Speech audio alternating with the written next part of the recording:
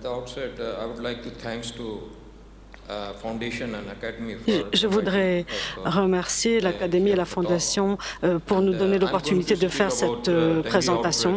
Et je vais parler de la survenue de la dengue en 2015 et l'expérience de l'Institut AIMS. Cette étude a été faite dans le département de médecine à New Delhi, à l'AIMS. Et nous avons pris les données des patients qui ont été admis chez nous. Et la dengue est un enjeu majeur de santé publique sur le plan international. Il y a sur le plan mondial une survenue de dengue qui est importante.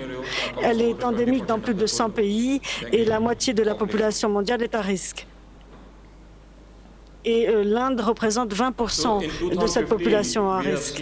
En 2015, nous avons constaté une survenue de dengue importante. Il y a eu 99 913 cas de dengue et qui ont été diagnostiqués comme porteurs de la dengue et 220 morts sur le plan national. À Delhi, nous avons eu 15 867 cas de dengue et il y a eu 60 décès à cause de cela. Et cela représentait 38%. Et c'était bien au-delà de la moyenne nationale. Qu'est-ce qui est important dans cette étude? L'épidémie de dengue n'est pas prévisible en termes de fréquence et de gravité. Il y a des écarts importants dans les aspects de la dengue, la pathogénèse, le traitement, la prévention.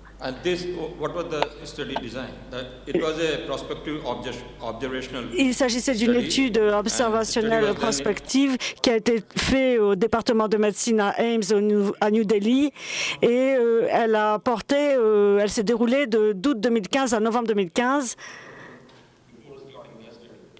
Et nous avons réglé les problèmes d'ordre éthique avant, en termes de consentement. Les critères d'inclusion dans cette étude concernaient les adultes qui avaient une dengue confirmée sur le plan microbiologique et qui avaient été admis au département de médecine de l'AIMS. Et nous avons exclu les gens qui avaient moins de 14 ans. Nous avons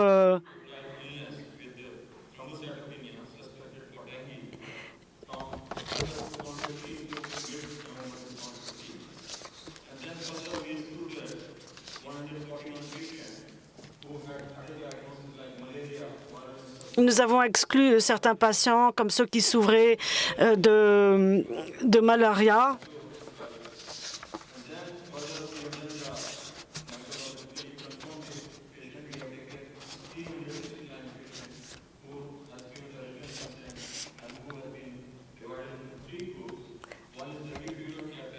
Il y avait 3 groupes. Nous avons divisé les 360 patients.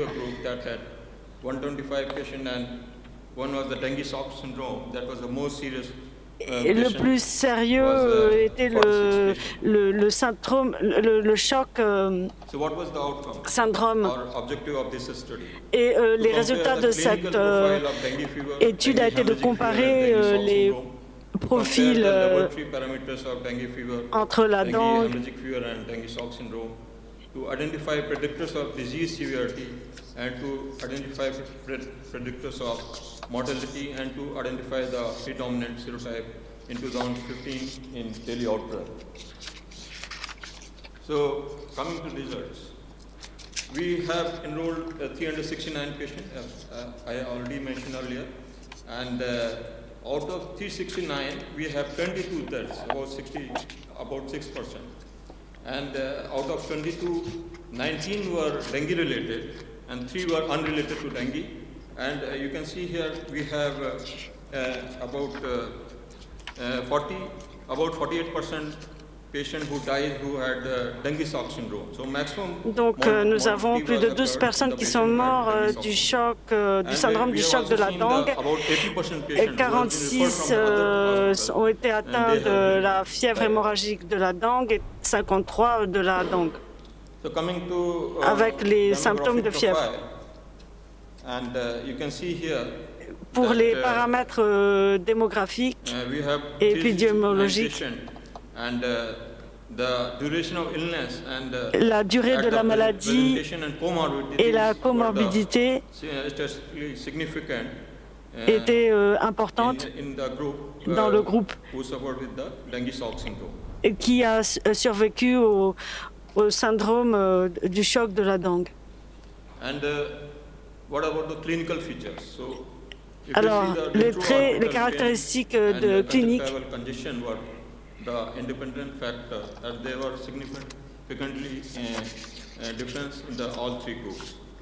dans les trois groupes, elles ont été différentes. Il y a eu des symptômes comme des saignements, des douleurs abdominales, diarrhée. Il y avait d'autres caractéristiques techniques. Il y avait oligurie,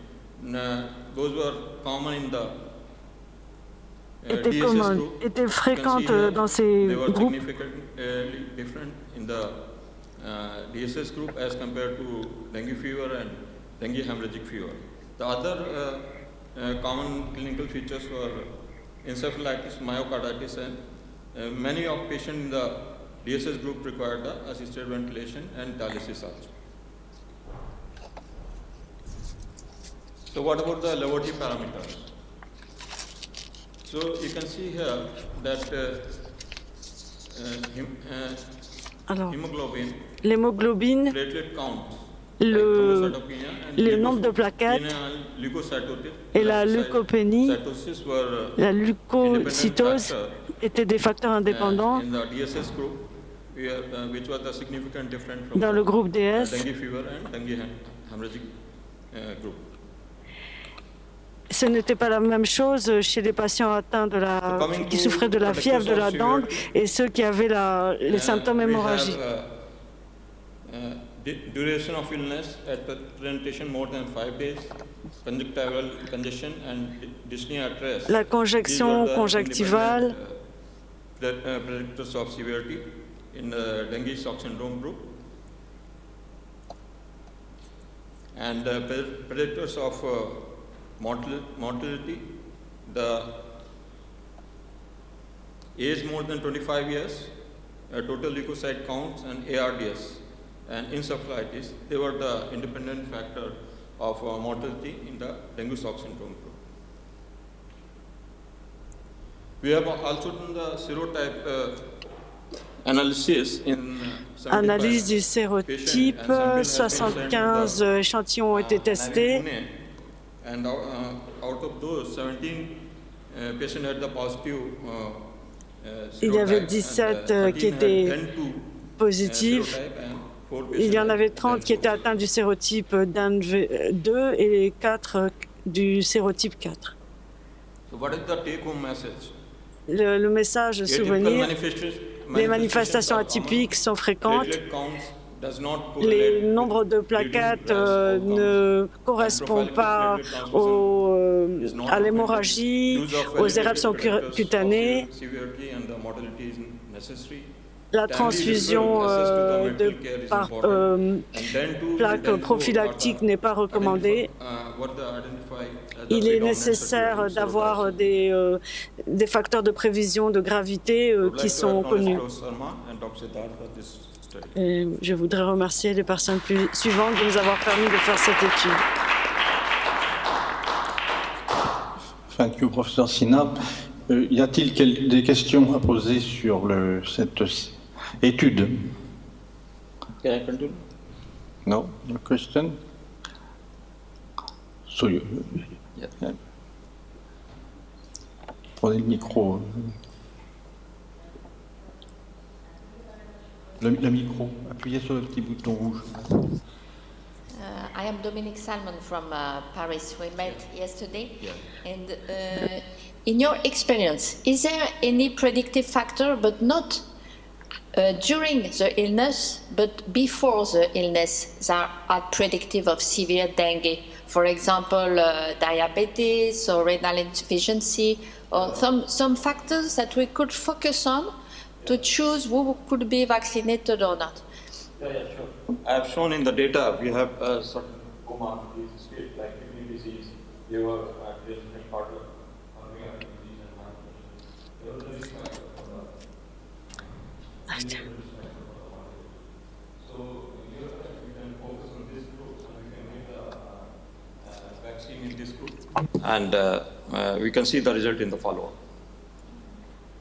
Actually, the age also is a risk factor. Age was also So a very young child, an elderly person with comorbidities, they haven't done as Les well patients as young jeunes patients. s'en sortent mieux que les plus âgés. Dengue serotypes. And also, your question is very important. Votre question est Even the importante. younger patients have Même, died. même les patients les And plus they have jeunes sont gone morts. into very rapidly into dengue shock syndrome. Et ils ont your subi le question is, choc can that du be syndrome de predicted? Dengue très vite. That is something, the area for concentration in these patients, then what can predict the severity of dengue? Et even comment est-ce qu'on peut without prévoir comorbidities, la gravité Some de la patients, manifestation de very healthy la young dengue? adults have Chez died les jeunes very adultes en rapidly. bonne Disease santé, progresses. ils sont morts rapidement alors qu'ils étaient en bonne santé. So that is, and they do give some lead time, but the question is that can that lead time be used to limit the progress? That we don't know.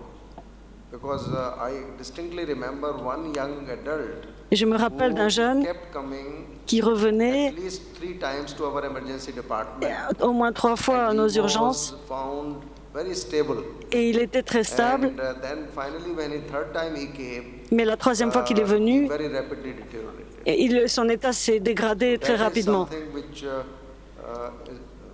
we have not discovered. What's the reason for that? Et nous n'avons toujours pas The other découvert thing qu'est-ce qui that, cause cela.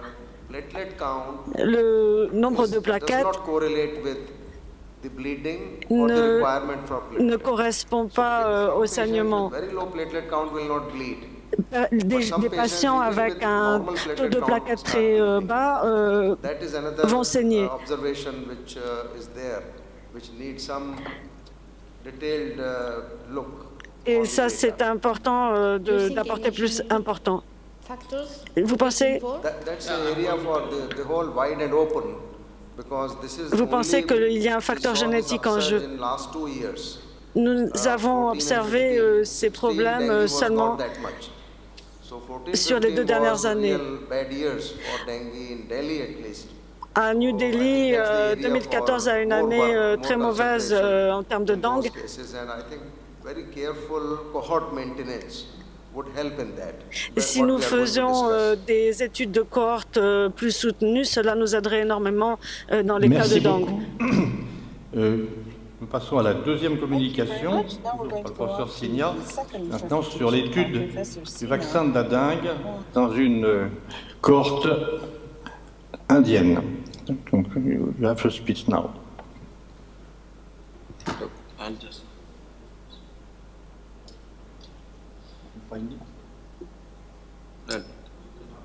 Yeah.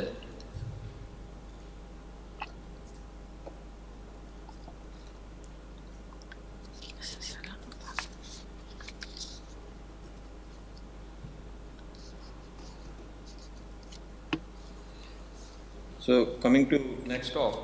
Alors la deuxième, c'est la collaboration pour le vaccin contre la dengue. As you know that dengue is caused by dengue virus and this is a single stranded RNA virus. Donc il s'agit d'un virus à simple brin issu de la famille des Flaviridés et il y a 4 stéréotypes de la dengue, 1, 2, 3, 4 et c'est quelque chose que l'on trouve dans les eaux douces. Alors qu'est-ce que c'est que l'infection de la dengue? Suite à une primo-infection avec un des sérotypes, la protection contre le sérotype infectieux est considérée comme censée durer longtemps. C'est la protection homothymique. that lasting about 2 years on Ensuite, il y a la protection croisée temporaire. Il y a le vaccin Dengvaxia CID-TDV tétravalent.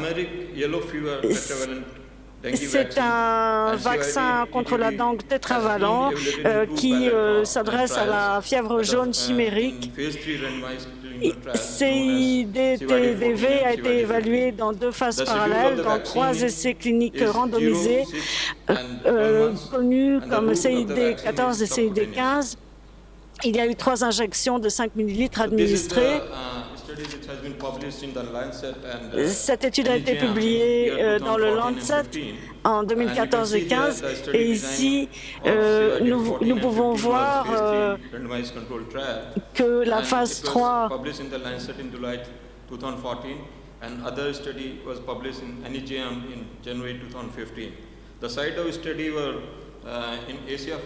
alors, l'endroit où l'étude a été conduite a été la région Asie-Pacifique pour le 14 et l'Amérique latine pour 2015.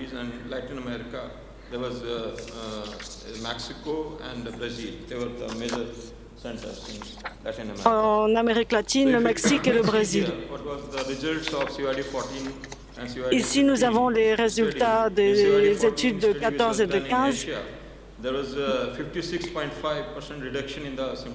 Il y a eu 65% de réduction des symptômes de la dengue en Asie. Et également 60 à 70% de réduction dans les cas d'hospitalisation. 61% de réduction dans les symptômes de la dengue. Également une diminution dans les cas d'hospitalisation. Et donc, ce vaccin est donc très efficace et a produit ses effets.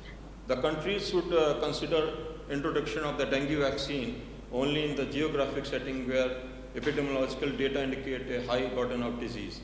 The seroprevalence should be approximately 70% or greater in the age group targeted for the Donc vaccine. la position de l'OMS, c'est que les pays devraient prendre en compte l'introduction du vaccin contre la dengue dans les régions géographiques où les données épidémiologiques indiquent qu'il y a une haute charge de la maladie. La séroprévalence devrait être d'à peu près 70% ou plus pour le groupe d'âge indiqué. Afin d'optimiser l'impact de ce problème de santé publique et d'optimiser la rentabilité. Les défis que nous avons en termes d'introduction du vaccin en Inde, c'est qu'il y a une prévalence du sérotype 2. Il y a une nécessité de faire une étude de cohorte concernant le vaccin contre la dengue en Inde.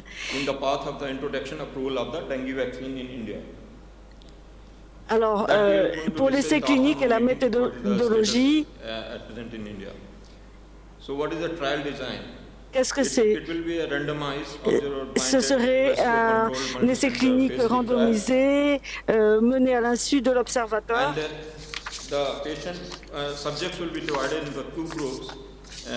Contrôlé avec placebo, multicentrique, mené à double insu et de phase 3.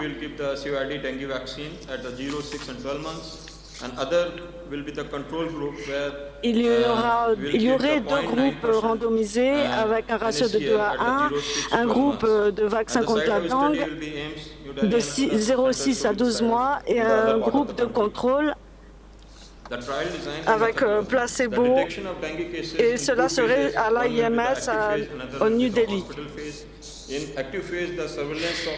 Il y a la détection des cas de dengue en 2 phases. Il y a la phase active, la surveillance afin d'optimiser la détection des symptômes de la dengue avec des symptômes avérés afin de mesurer l'efficacité. Il faut commencer avec la dose 1 et continuer jusqu'à 13 mois après la dose 3. La fréquence minimum initiale doit être de 1 contact avec la personne par semaine. Et il faut également leur rappeler qu'ils doivent se rendre au centre où a lieu l'essai clinique au cas où ils souffrent de fébrilité.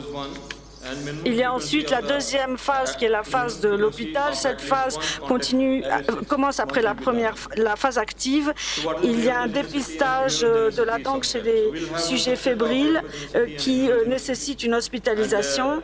Cette phase continuerait dans les 6 ans après l'administration de la dose 1 jusqu'à ce que l'essai clinique soit réalisé complètement et la fréquence minimum avec la personne qui fait l'objet de l'essai est au moins une fois tous les 6 mois. Et maintenant, il y a la réactogénicité, l'immunogénicité.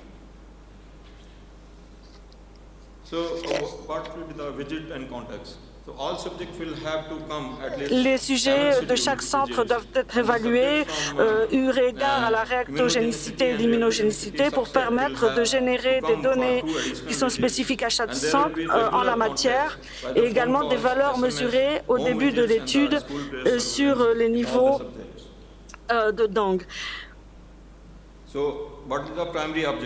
Alors, l'objectif primaire est d'évaluer l'efficacité du vaccin après les 3 vaccinations à 0, 6 et 12 mois pour prévenir les cas de dengue avec symptômes avérés en raison de l'un quelconque des sérotypes.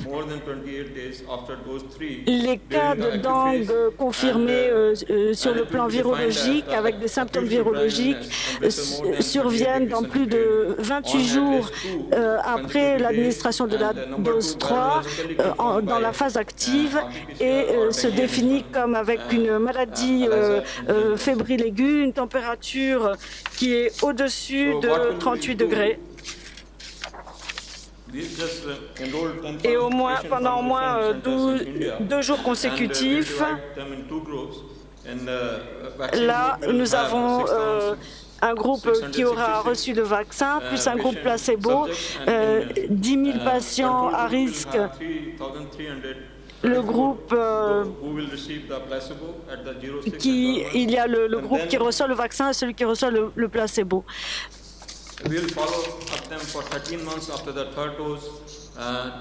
On les suivrait dans les 13 mois après qui suivent et on verrait le taux d'incidence dans chacun des 2 groupes et on comparerait. Et ensuite, l'objectif second, nous devons décrire l'efficacité du vaccin contre la dengue CID dans la prévention des cas de dengue qui sont confirmés avec symptômes virologiques après au moins une dose.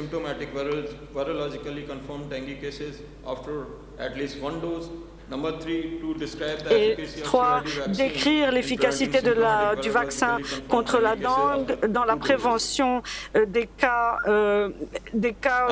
confirmés sur le plan virologique après 2 doses. Nous décrirons la survenue des SAE, y compris les événements graves, les survenues graves. Nous décrirons la survenue des effets indésirables et des réactions indésirables chez tous les sujets pendant la période de l'essai clinique.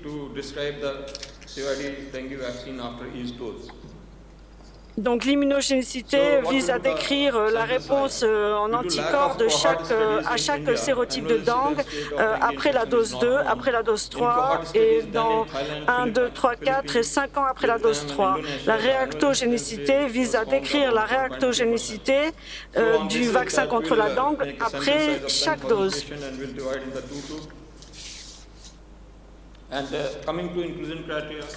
Alors, pour les critères d'admission à l'essai clinique, le patient doit avoir entre 9 et 45 ans. Tous les sujets doivent être en bonne santé.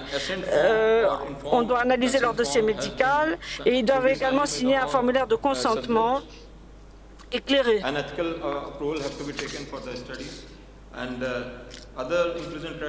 D'autres critères d'inclusion, c'est que le sujet doit être capable de venir à toutes les visites programmées et de se conformer à toutes les procédures de l'essai clinique.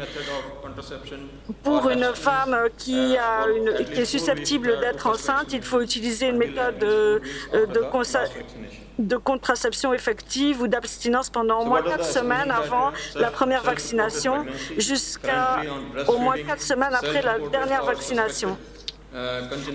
Les critères d'exclusion, c'est une grossesse autodéclarée, l'allaitement, une déficience autodéclarée ou des maladies congénitales soupçonnées, une thérapie, un traitement aux corticostéroïdes dans les 3 derniers mois, une maladie chronique, et qui, d'après le chercheur, serait susceptible d'interférer avec la bonne marche de l'essai clinique et sa bonne réalisation. Là, nous avons une vue de la phase de surveillance et du suivi à long terme qu'il y aurait.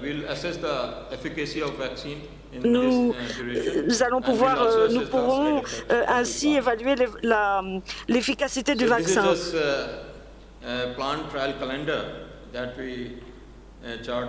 And this is like we'll start the study in June 2017, and this will end March 2023. And the plan inclusion period will be June 2017 to Feb 2018. And then first vaccination will be given between June 2017 to Feb 2018, and the planned second vaccination between December 2017. La première série de vaccinations commencera en 2017 jusqu'en 2018. Third vaccination will be between June 2018 to Feb 2019. Et la troisième vaccination serait entre 18 et 19. July 2020, and the planned end of the trial will be March 2023. Et la fin de l'essai clinique serait prévue pour 2023.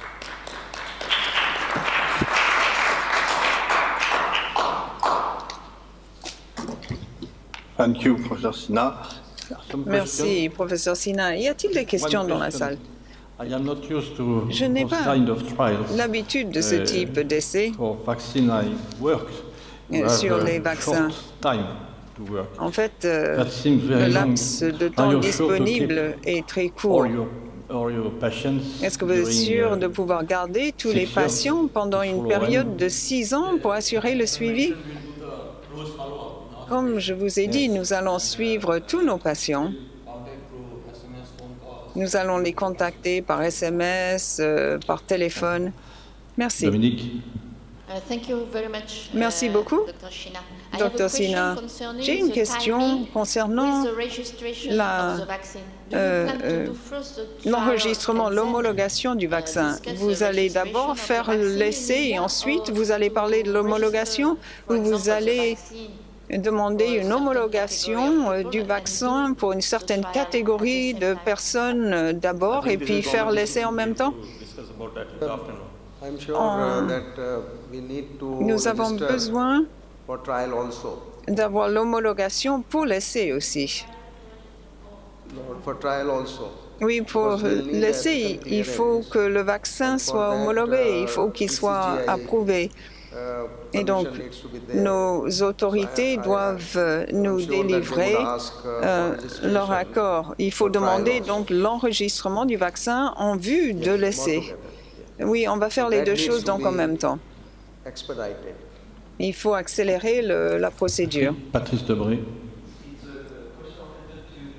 Malheureusement, l'interprète n'entend pas la question qui est posée hors micro. Hélas, l'interprète ne peut entendre la question posée hors micro.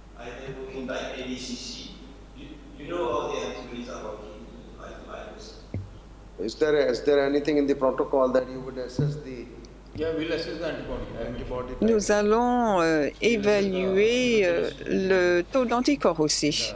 Ça fait partie du protocole de l'essai. Nous allons mesurer les anticorps circulants. How easy or difficult it would be? Est-ce que ça va être très difficile? He's going to talk about it. On en parlera tout à l'heure. Eh bien, merci beaucoup. One more question? Yes. Une toute dernière question? Malheureusement, hors micro.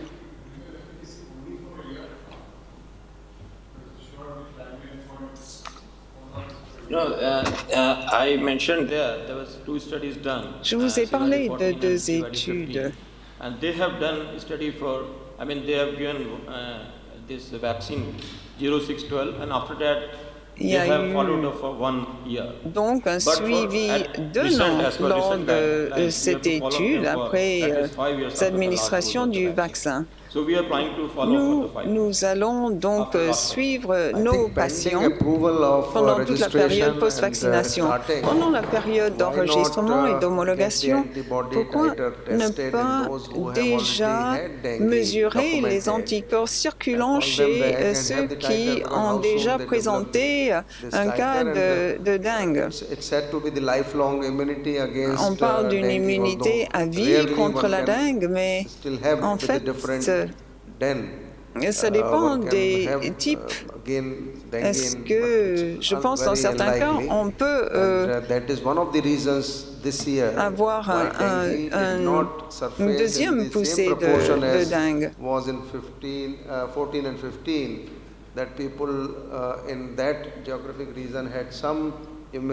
Selon les zones géographiques, il y a une immunité qui s'est développée, mais il y a l'immunité due au nombre aussi de personnes déjà immunisées. Oui, je comprends très bien votre question. Cette immunité dure très longtemps. Oui, c'est ce que j'essaie de vous expliquer. Vous pouvez rappeler toutes ces personnes pour mesurer justement le nombre d'anticorps.